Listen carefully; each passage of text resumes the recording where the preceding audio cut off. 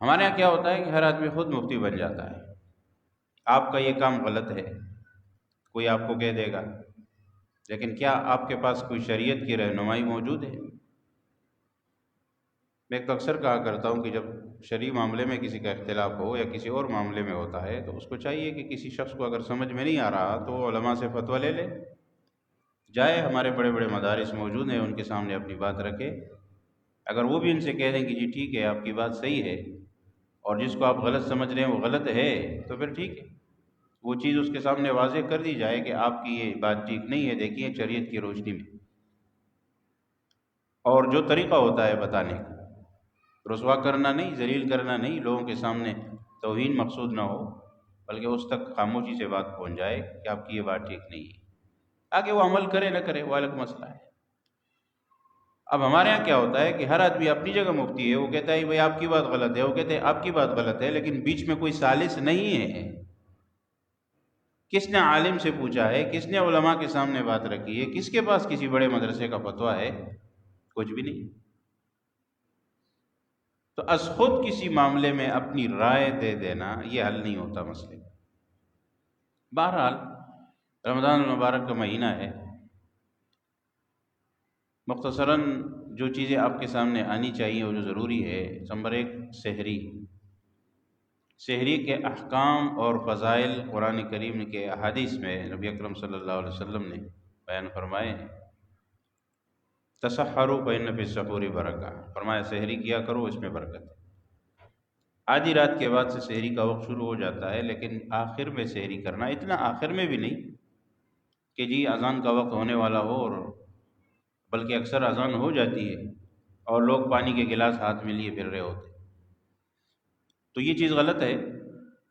اتنی تاخیر بھی نہ ہو کہ وقت ختم ہونے والا ہو، اور اتنا جلدی بھی نہ ہو کہ اب ایک شخص جو ہے رات سے ہی سحری کر کے سو جائے، اور تو ظاہر ہے سحری تو سحری ہے، لیکن وقت اس کا آدھی رات کے بعد ہے، اور آدھی رات کے بعد سے لے کر صبح صادق سے پہلے پہلے، لیکن اصل وہی ہے کہ صبح صادق سے جو ایک گھنٹہ پہلے ہے اس دوران سحری کی جائے، یہ بعد میں یا پہلے اتنا وقت ملے کہ انسان تہجد بھی آسانی سے پڑھ سکے، نوافل بھی پڑھ سکے، تلاوت کرنا چاہے تو وہ بھی کر سکے۔ ہمارے یہاں یہ ہوتا ہے کہ جب کوئی سو جاتا ہے تو پھر بڑی مشکل سے ہم سحری کے لیے اٹھتے ہیں، اور جلدی جلدی نیند کی حالت میں سحری کرتے ہیں، اور اس کے بعد جو ہے کچھ لوگ دوسری حالت میں سو جاتے ہیں، پھر دوبارہ آنکھ لگ جاتی ہے، تو پھر دوبارہ سونا نہیں چاہیے اس وقت، کیونکہ اس وقت سونے کا نتیجہ یہ ہوگا کہ آپ سے تو نماز رہ جائے گی یا جماعت رہ جائے گی۔ اور جو لوگ عادی ہے کوئی چیز منہ میں رکھنے کا، نسوار وغیرہ یا ایسی چیزیں، تو وہ کیا کرتے ہیں کہ منہ میں ایسی چیز رکھ کے سو جاتے ہیں، نیند آ جاتی ہے، اور ادھر روزہ بند ہو جاتا ہے، اور یہ ذائقہ ان کے پیٹ میں جاتا رہتا ہے، ظاہر روزہ خراب ہو جاتا ہے۔ تو ان چیزوں کے بارے میں ظاہر احتیاط ضروری، اور برکت اس لیے ہے کہ جی آخر وقت میں جب انسان کچھ کھا پی لیتا ہے تو دن بھر ذرا طاقت کے ساتھ گزرتا ہے، اور انسان اپنے نیک اعمال اور کام کاج وغیرہ کر سکتا ہے، لیکن اگر ایسا نہ ہو اور رات سے ہی کوئی شخص کھا پی کے سو جائے اور صبح نماز کے لیے اٹھے، مثال نہ اس نے کچھ پیا ہے نہ کھایا ہے، تو پھر وہ اگلے دن تک اس کے لیے اس کا سنبھالنا، اپنے آپ کو چلانا ذرا مشکل ہو جاتا ہے۔ آج کل تو ویسے بھی ہم لوگ اس معاملے میں کمزور ہے، کیونکہ بھوک پیاس برداشت نہیں کر سکتے۔ پہلے جب ایک زمانے میں سختیوں کا زمانہ تھا اور لوگ اکثر و بیشتر بھوک پیاس برداشت کرنے کے عادی ہوتے تھے، اور اس طرح پیٹ بھر کر کھانا کسی کو نصیب نہیں ہوتا تھا، اور نہ اس طرح کی یہ مرغن غذائیں اور کھانے پینے یہ چیزیں نہیں ہوتی تھی، لوگ سیدھا سادہ کھانا کھا لیتے تھے، وہ بھی ایک وقت کھا لیا ایک وقت نہیں کھایا۔ کئی مرغی پکانا اور مرغ وغیرہ اور اس قسم کے گوشت پکانا تو کبھی اس وقت ہوتا تھا کہ جب کوئی مہمان آ جائے یا کوئی پروگرام ہو، کوئی غم خوشی کا موقع ہو، ورنہ تو یہ چیزیں کسی کے پاس نہیں ہوتی تھی۔ آج کل تو دونوں وقت جو ہے سالن پر یہ چیزیں موجود ہیں، بلکہ اب تو مفت میں جو سحریاں کرائی جاتی ہے، وہاں تو دسترخوانوں پر مرغی کا چھوڑو بٹھیر کے پتہ نہیں کس کس چیز کے گوشت کو لا کے رکھ دیا جاتا ہے۔ بھائی آپ سحری کر رہے ہیں، یا آپ جو ہے یہ سحری اس چیز کا نام ہے، یا یہ کوئی مستی، اور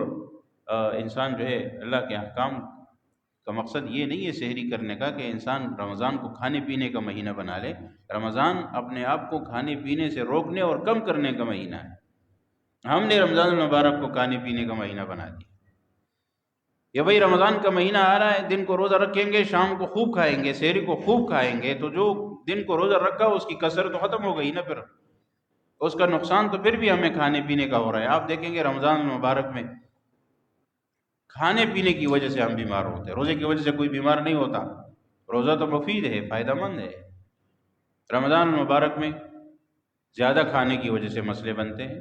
کسی کا بلڈ پریشر ہائی ہو رہا ہے، تو کسی کا شوگر ہائی ہو رہا ہے، تو کسی کو پیٹ خراب ہو رہا ہے، تو کسی کو الٹیاں لگ رہی ہے، زیادہ کھانے کی وجہ سے۔ اور سب سے زیادہ پھر عید کا دن آتا ہے، تو عید کے دنوں میں اسپتال پہنچ رہے ہیں۔ چھوٹی عید میں بھی ایسا ہی ہوتا ہے، اور بڑی عید میں بھی ایسا ہی ہوتا ہے کہ ہم لوگ جو ہے وہ کھانے پینے کی زیادتی کی وجہ سے بیمار ہو کر اسپتال پہنچ رہے ہیں۔ بقرعید میں زیادہ گوشت کھا لیا، اور چھوٹی عید میں بھی ایسی چیزیں کھا لی، کیونکہ ظاہر ہے کہ اگر رمضان گزر چکا ہوتا ہے، معدہ جو ہے وہ ذرا کم کا عادی، اس طرح کہ وہ دن کو کھانے کا عادی نہیں ہوتا، اور ہم ایک دم سب کچھ کھا لیتے ہیں، جس کا نقصان انجام پھر کیا ہوتا ہے؟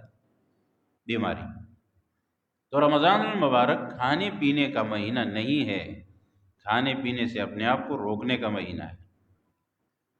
جس کی جو بیماریاں ہیں، شوگر پر کنٹرول کر سکتا ہے انسان رمضان المبارک کے روزے کی برکت سے، بلڈ پریشر کی بات پر کر سکتا ہے، کسی کا وزن زیادہ ہے وہ اپنا وزن کنٹرول کر سکتا ہے، کم کر سکتا ہے، بشرطے کہ وہ رمضان المبارک کے روزے صحیح طریقے سے رکھے،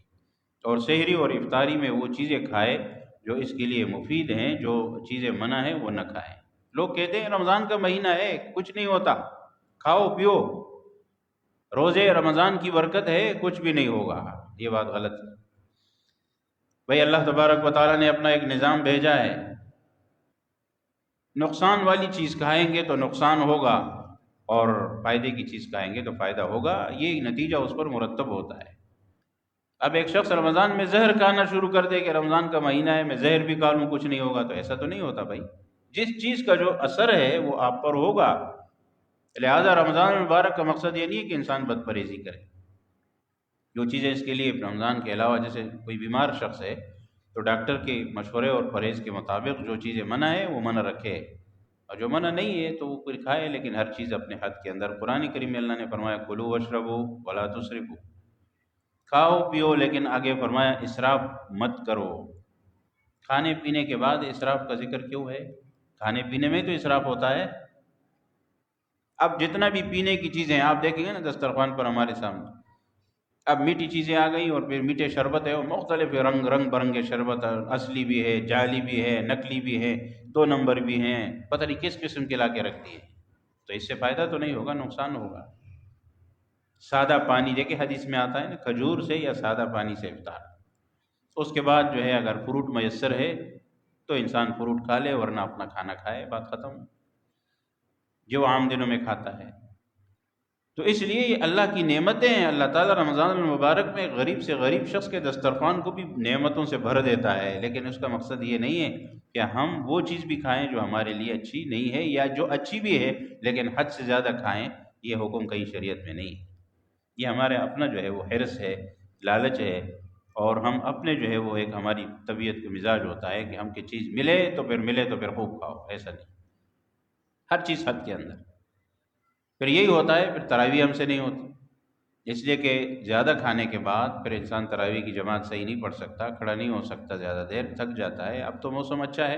لیکن جب گرمی کا موسم ہوتا ہے خاص طور پہ، تو وہ شدید پھر انسان کو پسینے بھی آتا ہے اور کھڑے ہونے میں مشکلات ہوتی ہے، جیسے کچھ سال پہلے تھے۔ تو بہرحال سحری میں ان باتوں کا خیال رکھا جائے۔ لوگ تاخیر کر لیتے ہیں، اور تاخیر کے بعد جو ہے اذان ہوتے ہوتے، ہمارے ہاں ایک چیز ہر سال ہم لوگوں کو سمجھاتے ہیں کہ بھائی سحری بند کرنے کا یا افطاری کا اذان سے کوئی تعلق نہیں ہے، اس کا وقت کے ساتھ تعلق ہے۔ جب وقت پورا ہو گیا تو اس سے پہلے صبح سحری بند کرنی ہے، اور افطار میں جب وقت ہو گیا تو اس کے بعد افطار کرنا ہے، چاہے آپ نے اذان کوئی ہوئی ہو یا نہ ہوئی ہو، یا آپ کو اذان کی آواز آئی یا نہیں آئی، یا اذان بالفرض نہیں بھی ہو۔ بعض مساجد میں اذان دیر سے ہوتی ہے، بعد میں جلدی ہو جاتی ہے افطاری کے وقت میں۔ اسی طرح سحری میں اگر کسی نے پہلے اذان دے دی، مثال کے طور پر غلط دے دی، تو اس کا مطلب یہ تو نہیں ہے کہ سحری بند ہو، سحری تو اپنے وقت تک ہے۔ ایک وقت سابقہ زمانوں میں گھڑیاں نہیں تھی، وقت کا پتہ نہیں چلتا تھا، تو لوگ اذان پر اعتماد کرتے تھے کہ مؤذن صاحب اذان دے گا فجر میں، یا افطاری میں تو ہم روزہ کھولیں گے، تو وہ ایک اذان پر اعتماد کرتے تھے، اور اذان ایک نشانی ہوتی تھی اس بات کی کہ وقت مکمل ہو گیا ہے، لیکن اذان سے اس کا تعلق نہیں۔ لہٰذا افطاری میں بھی ایسا ہی ہے۔ بہت سے لوگ پوچھتے ہیں کہ جی ہمیں اذان کی آواز نہیں آتی، تو آپ کو کب یہ حکم دیا ہے اللہ اور اللہ کے رسول نے کہ اذان کی آواز آئے گی تو آپ روزہ کھولیں گے؟ آپ کو تو مغرب کا حکم ہے کہ مغرب کا وقت ہو گیا تو روزہ کھولیں، اذان کی آواز آئے نہ آئے، گھڑی آپ کے پاس موجود ہے۔ یا فجر میں بھی اسی طرح ہے، یا اذانوں میں بھی اسی طرح ہے کہ جی اذان ہو گئی، جلدی ہو گئی، دیر سے ہو گئی، اس مسجد میں جلدی ہوئی، اس مسجد میں دیر سے ہوئی، بھائی آپ کو گھڑی ہے نا آپ کے پاس، آپ کوئی سن 1500 کے یا سن 1200 ہجری کے لوگ نہیں ہیں، آپ ہم اور آپ اسی 21ویں صدی کے لوگ ہیں۔ ہر آدمی کے پاس گھڑی بھی ہے، موبائل بھی ہے، ٹائم بھی ہے، سب کچھ موجود ہے۔ وہ زمانہ نہیں ہے کہ گھڑی جو ہے صرف گھنٹہ گھر پہ لگی ہوتی تھی، اور جیسے ٹاور میں لگی ہے، صدر میں، پریس مارکیٹ میں لگی ہے، بس یہ گھڑی ہوتی تھی، اور کسی کے پاس گھڑی ہوتی بھی نہیں، کسی کو پتہ بھی نہیں ہوتا تھا کیا ٹائم تھا، ایک دوسرے سے پوچھتے تھے۔ اب وہ چیز نہیں ہے، ہر آدمی کے پاس نقشوں میں موجود ہے۔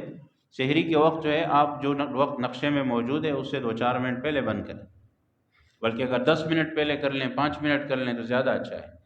اور افطاری میں 1-2 منٹ بعد، 1 منٹ 2 منٹ کے احتیاط ہو جائے تو بس ٹھیک ہے، یہ کافی ہے۔ ویسے بھی یہ جو نقشے ہیں یہ احتیاط پر مبنی ہوتے ہیں، اس میں بھی 1-8 منٹ شامل ہوتا ہے، اس میں بھی احتیاط ہوتی ہے۔ اگر اس کے اوپر بھی کوئی احتیاط کر لے، 1 منٹ کر لے، 1-8 منٹ، تو ٹھیک ہے، کوئی مسئلہ نہیں۔ تو یہ ہوتا ہے، اصل تعلق اس کا وقت کے ساتھ ہے۔ اپنی گھڑی وقت کے ساتھ درست رکھیں کہ ہمارے ملک کا وقت کیا ہے۔ ایسا نہیں کہ گھڑی کا وقت ٹھیک نہیں ہے اور آپ پھر اس کے مطابق افطاری سحری شروع کریں گے، تو وہ تو پھر آپ کی غلطی ہے، گھڑی کی غلطی بھی ہے، لیکن گھڑی کو غلط تو ہم نے رکھا ہوا ہے، تو گھڑی صحیح ہونی چاہیے۔ جو ہمارے ملک کا وقت ہے اس معیاری وقت کے مطابق گھڑی ہو، اس کے بعد پھر آپ لوگوں کے پاس آج کل موبائل ہوتا ہے، موبائل کے اندر جو ہے وہ گھڑی انٹرنیٹ اور ان چیزوں کے ساتھ وابستہ ہوتی ہے، بالکل صحیح وقت ہوتا ہے۔ پہلے زمانے میں لوگ ٹک ٹک کر کے گھڑیاں بنا کے اس کو کرتے تھے، پھر وہ خراب ہو جاتی تھی، پھر اس کو سوئی دھاگا لگا کے، پھر سوئی کر کے آگے پیچھے کر کے ٹائم صحیح کرتے تھے، جی کیا ہو گیا، کون سا ٹائم ہے، ریڈیو میں دیکھیں گے۔ اب بھائی وہ چیزیں نہیں رہی، اب آسان ہے، جس کے پاس موبائل ہے اور یہ جو اسمارٹ فون جس کو ہم کہتے ہیں، تو صحیح فائدہ اٹھائیں نا، فضول چیزیں دیکھنے سے یہ بہتر ہے نا جو صحیح فائدہ تو اٹھائیں۔ اس میں جو وقت ہوتا ہے وہ وقت اگر آپ انٹرنیٹ استعمال کرتے ہیں تو آپ کا وقت بالکل صحیح ہوتا ہے، وہ اس کے ساتھ اس کا تعلق ہمارے معیاری وقت کے ساتھ، انٹرنیشنل ٹائم کے ساتھ ہوتا ہے، وہ بالکل صحیح وقت بتاتا ہے، وہ سیکنڈوں میں بھی صحیح بتا رہا ہوتا ہے۔ تو آپ اس کے مطابق اس کو برابر رکھیں، اور پھر جو احتیاط بتاتے ہیں علماء اس احتیاط کے مطابق چلیں۔ پھر اذان کی آواز آئے نہ آئے، پہلے آئے بعد میں آئے، وہ ایک الگ چیز ہے، کیونکہ ایسا بھی ہوا ہے کہ سحری میں کسی نے پہلے اذان دے دی۔ ہمارے یہاں آس پاس کے مساجد میں سے بھی ہوتا ہے نا، سحری میں 2-3 منٹ پہلے بھی شروع ہو جاتے ہیں، لیکن وہ تو کوئی مسئلہ نہیں ہے، ان کی اپنی اذان خراب ہوگی، ہمارے لیے تو اچھا ہے بھائی پہلے بند کر دو، ختم۔ لیکن افطاری میں کیا ہوتا ہے کہ یہ بعض مساجد میں یہ جو آس پاس کی ہماری نا، ان میں ہم نے کبھی ایسے بھی ایک دفعہ بلکہ کئی دفعہ سمجھ لیجئے سنا ہے، کبھی 2 منٹ 3 منٹ، ایک آدھ دفعہ تو 4 منٹ پہلے، تو یہ خطرناک ہو جاتا ہے۔ 2-2 3-3 4-4 منٹ پہلے اگر اذان ہو گئی اور کسی نے افطار کر لیا تو اس کا تو روزہ خراب ہو گیا۔ لہٰذا اذان میں غلطی ٹائم کی آگے پیچھے مؤذن سے ہو سکتی ہے، اور گھڑی میں بھی ہو سکتا ہے، کسی مسجد کی گھڑی میں کوئی فرق ہو جس کی وجہ سے، یا مؤذن صاحب کی اپنی گھڑی میں فرق ہو جس کی وجہ سے وہ اذان میں آگے پیچھے ہو جائے۔ آپ کو اپنی گھڑی درست رکھ کر اس کو ٹائم کو دیکھنا ہے، اگر وقت مکمل ہو گیا تو ٹھیک ہے۔ سحری میں بھی یہی ہے، افطاری میں بھی یہی ہے، سحری میں اس سے پہلے ہو، افطاری میں تھوڑا سا بعد میں۔ بہرحال افطاری میں بھی یہ ہے کہ جیسے میں نے عرض کیا، مصنون چیزیں جن سے افطار کیا جاتا ہے وہ سامنے ہو سب سے بہتر ہے، اور دونوں وقتوں میں نے آپ سے عرض کیا کہ خوراک میں احتیاط ہو، تجاوز نہ ہو۔ ہمارے ہاں 15 منٹ کا وقت دیا جاتا ہے، حالانکہ اکثر حضرات آج کل یہ کہتے بھی ہیں، اور بات اپنی جگہ کہ یہ 15 منٹ ویسے بھی زیادہ ہے۔ تو اس کی وجہ یہ ہے کہ جی جتنا وقت زیادہ دیں، پہلے یہ ہوتا تھا نا کہ وقت زیادہ دیتے ہیں جی اس لیے زیادہ وقت دینا چاہیے کہ لوگ تکبیر اولیٰ میں شامل ہو۔ آپ دیکھتے ہیں جب نماز کھڑی ہوتی ہے 15 منٹ کا وقت دینے کے بعد بھی، تب بھی جو ہے چند صفوں کے علاوہ نہیں ہوتے، سب بعد میں آ رہے ہوتے، تو پر 15 منٹ دینے کا فائدہ تو نہیں ہوا۔ پہلے ابتدا میں ہماری یہاں ترتیب کیا ہوا کرتی تھی، دسترخوان لگتا تھا، لوگ ہوتے تھے افطاری، اور پھر اس کے بعد جو ہے اذان بعد میں ہوتی تھی، پہلے جو ہے سائرن بجتا تھا، اب تو سائرن وائرن کی آواز آتی بھی نہیں ہے، ہو بھی تو اس کی آواز نہیں آتی، تو سائرن کے بعد لوگ افطاری کرتے تھے اور چند منٹ کے بعد جماعت کھڑی ہو جاتی ہے، اب بھی بہت سی مساجد میں ایسے ہوتا ہے۔ تو یہ بات دیکھی جاتی ہے کہ جتنا وقت زیادہ دیا جاتا ہے اتنا لوگ اور سست ہو جاتے ہیں، حالانکہ ایسا نہیں ہونا چاہیے۔ مسجد کا محلہ کتنا ہے، ایک شخص اگر اپنے گھر پہ بھی افطاری کرے پانی سے، کھجور سے، اور اس کے بعد کچھ فروٹ وغیرہ کھا لے، کچھ چاٹ ماٹ جو بھی چیزیں اس کے سامنے ہیں وہ کھا لے، 2 4 منٹ 5 منٹ، اس کے بعد ہمارے مسجد کا محلہ جو ہے وہ کتنا ہے، یعنی اتنا محلہ جتنے گھر ہماری مسجد کے قریب ہیں، جو دوسری مسجد کے قریب ہیں وہ ان کا معاملہ ہے، وہ محلہ الگ ہے، جو ہماری مسجد کے قریب ہے وہ محلہ ہے۔ تو ہماری مسجد میں تک آنے میں قریب کے لوگوں کے گھر سے کتنا میں وقت لگتا ہے، 1 منٹ 2 منٹ 3 منٹ، اس سے زیادہ تو نہیں لگتے۔ تو اس لیے آرام سے روزہ کھول کر بھی ایک شخص اگر وضو اس کا پہلے سے تیار ہو، ہمارے یہاں روزہ بھی کھول رہے ہیں، پھر کھانا بھی کھا رہے ہیں، پھر اس کے بعد وضو بھی کر رہے ہیں، استنجا بھی کر رہے ہیں۔ اللہ کے بندو، آپ کو معلوم ہے کہ مغرب کی نماز کا وقت مختصر ہے، تو آپ عصر کی نماز سے، افطاری سے پہلے اپنا وضو کیوں نہیں تیار رکھتے؟ وہی پہلے سے انسان وضو تیار ہو وضو میں، اور جیسے ہی افطاری ہو افطاری کر کے فوراً آئے نماز۔ تو اس لیے سستی نہیں ہونی چاہیے۔ رمضان المبارک کا مہینہ ہو اور افطار کرتے کرتے ہم سے مغرب کی جماعت رہ گئی، تو اس سے زیادہ بدقسمتی کیا ہے؟ افطاری کو ہم نے کھانے پینے کو ترجیح دے دی کہ جی اللہ کا حکم اور فرض نماز بعد میں ہے، خدا نخواستہ، اور کھانا پینا پہلے ہے، تو یہ طریقہ غلط ہے۔ تو اس لیے اس پر ترجیح نہیں ہونی چاہیے۔ بعض افطاری پارٹیاں وغیرہ ہوتی ہیں، لوگ افطاری کی دعوت دیتے ہیں، اچھا پھر کیا ہوتا ہے کہ افطاری کھائی، کھانا پینا سب کچھ ہو رہا ہے، نماز کی پرواہ نہیں۔ اور کچھ لوگ کہتے ہیں ہم تو وہی پڑھ لیں گے، بھئی آپ نے وہاں پر پڑھ لی تو مسجد کا ثواب تو نہیں ملا، جماعت کا ثواب مل جائے گا لیکن مسجد کا ثواب نہیں ملے گا۔ مسجد کا ثواب تب ملے گا جب آپ مسجد میں آ کر باجماعت نماز پڑھیں گے، جماعت تو کہیں بھی ہو جائے گی۔ تو افطار پارٹی کی ترتیب ہی ایسی ہو کہ انسان پھر مسجد کے قریب۔ افطار پارٹیوں کی ضرورت کیا ہے؟ انسان کے معمولات پہ فرق پڑتا ہے۔ دوست احباب ایک دوسرے کو افطار کی پارٹی دیتے ہیں، ٹھیک ہے بلا لیں، لیکن نماز پر فرق نہ پڑے، کھانا پینا ساری چیزیں نماز کے بعد ہوں، افطاری کر کے نماز پڑھے اور نماز کے بعد جو ہے پھر جو پروگرام ہے وہ کرے، لیکن اس سب چیزوں سے معمولات میں فرق پڑتا ہے۔ اس لیے رمضان المبارک میں ہمارے یہاں تو اکثر ہوتا ہے کہ افطاری کی دعوت قبول کرنے میں ہی زیادہ تر مسئلہ ہوتا ہے، کیونکہ افطاری کی دعوت قبول کرنے میں وہ ساری ترتیب آؤٹ ہو جاتی، جو معمولات ہوتے ہیں وہ سارے ادھر ادھر ہو جاتے ہیں۔ تو اس لیے احتیاط اسی پہ ہوتی ہے کہ جی اپنی ترتیب کے مطابق آدمی کرے۔ پھر بھی اگر کوئی کسی کو افطاری کی دعوت دیتا ہے، جیسے حدیث میں آتا ہے نا کہ کسی کو افطار کرانے والے کو اتنا ہی ثواب ملتا ہے جتنا اس روزے دار کو ملتا ہے، تو سب سے بہتر طریقہ یہ ہے وقت کی بچت کے لیے، اپنا وقت بھی بچانے کے لیے، دوسرے کا بھی بچانے کے لیے، کہ اگر آپ کو کسی کو افطار کرانا ہے تو افطاری بھیج دو، افطاری اس کے پاس بھیج دو۔ ضروری نہیں ہے کہ آپ سب کو بلائیں گے، جمع کریں گے، پھر تصویریں نکالیں گے، پھر اس کو لوگوں کو بتائیں گے کہ میں نے افطاری کی ہے یا کرائی ہے، کیا ضرورت ہے اس چیز؟ لہٰذا سب سے بہتر یہ ہے کہ جس کو آپ افطار کرانا چاہتے ہیں اس کے پاس افطاری بھیج دیں، گھر بھیج دیں، وہ جانے، اس کی افطاری جانے، آپ کو آپ کا اجر مل جائے گا اگر واقعی اخلاص سے کر رہے ہیں۔ اس لیے کہ رمضان میں اتنا وقت نہیں ہوتا، عام دنوں میں تو لوگ کھانے پینے کی دعوتیں کر لیتے ہیں، پھر کھاتے پیتے ہیں، گپ شپ لگاتے ہیں اور ایک محفل بناتے ہیں۔ بھائی رمضان میں اس چیزوں کا وقت نہیں ہے ہمارے پاس۔ مغرب کے بعد ہمیں تراویح کی تیاری کرنی ہے، مغرب کے بعد جو ہے اس کے لیے تو اپنے آپ کو تیار ہونا ہے۔ کھانے پینے یہ چیزیں میں نے عرض کیا رمضان میں ثانوی حد میں ہو۔ رمضان المبارک دعا کا مہینہ ہے، دعا کے لیے انسان وقت نکالے،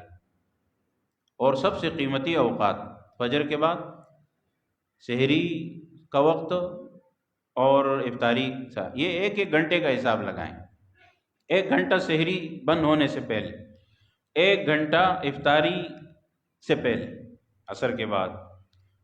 اور 1 گھنٹہ جو ہے وہ فجر سے لے کر اشراق تک کا جو وقت ہوتا ہے۔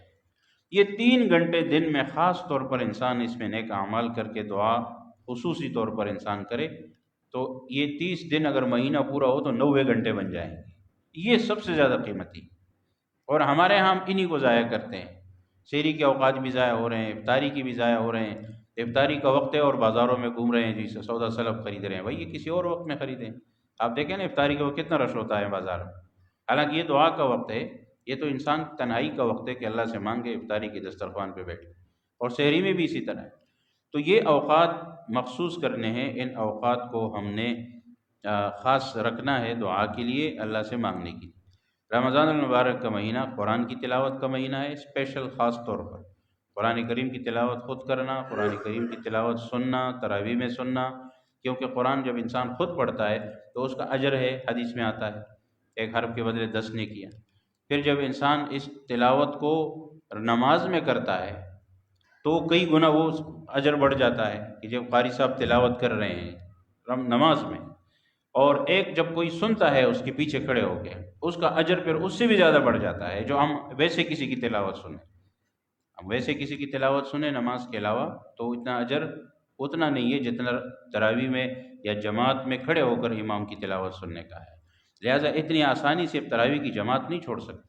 میں نے پچھلی جمعہ بھی عرض کیا تھا کہ لوگ تو معمولی ہیلے بہانے سے تراویح کی جماعت چھوڑ دیتے، کہ تراویح کی جماعت اس لیے نہیں پڑھ رہا ہوں کہ جی بھی کوئی کام ہے، مصروفیت ہے، وقت نہیں ہے، جلدی جلدی پڑھ کے دکان چلا جاؤں گا، یا نماز تراویح ہو رہی ہے اور تراویح میں اپنی اکیلی پڑھ لوں گا اور اس کے بعد پھر میرا کوئی کام کاج جو ضروریات ہیں، بھائی یہ سب سے پہلے ہے۔ اور اگر آپ اکیلے پڑھیں گے تو آپ کو وہ اجر نہیں ملا، آپ کو جماعت کا اجر بھی نہیں ملا، آپ کو قرآن سننے کا اجر بھی نہیں ملا، آپ کا قرآن بھی رہ گیا، تو اس سے زیادہ کم نصیبی اور کیا ہوگی۔ اور پھر شیطان یہ دھوکہ بھی ڈال دیتا ہے کہ آپ ایسا کریں کہ جی ایسا امام ڈھونڈیں جو 100% ہر اعتبار سے صحیح ہو، صحابہ کرام کے دور کا آدمی ہو۔ اب ظاہر ہے جب انسان نکلتا ہے، گھومتا پھرتا ہے، تو صحابہ کرام کے دور کا امام تو ملے گا نہیں۔ اب کسی امام کی تلاوت تیز ہے، کسی کی ذرا سلو ہے، کسی کا رکوع تیز ہے، کسی کا ذرا کم ہے، کوئی کم وقفہ دے رہا ہے، کوئی زیادہ دے رہا ہے، ہر آدمی کی اپنی ایک ترتیب ہوتی ہے۔ شریعت کے حدود یہ ہیں کہ ارکان ایسے ادا کیے جا رہے ہوں جیسے 3 دفعہ تسبیحات کم از کم انسان اس میں پڑھ سکے، اور رکوع سجدے کے بیچ میں انسان اتنی دیر جو ہے وہ بیٹھ سکے کہ اس کے اعضاء اور اس کا بدن اپنی جگہ ٹک جائے، 1 سیکنڈ کے لیے کیوں نہ ہو، کم سے کم، تو یہ نماز ہو جائے گی۔ اگر اس سے بھی کم ہے تو پھر تو نماز نہیں ہوگی۔ جیسے بعض لوگ کرتے ہیں نا کہ سجدہ کر رہے ہیں، ابھی تک سر اٹھایا نہیں، دوسرے میں گئے، پھر نہیں اٹھایا، پھر تیسرے میں گئے، نہیں، ایسا نہیں۔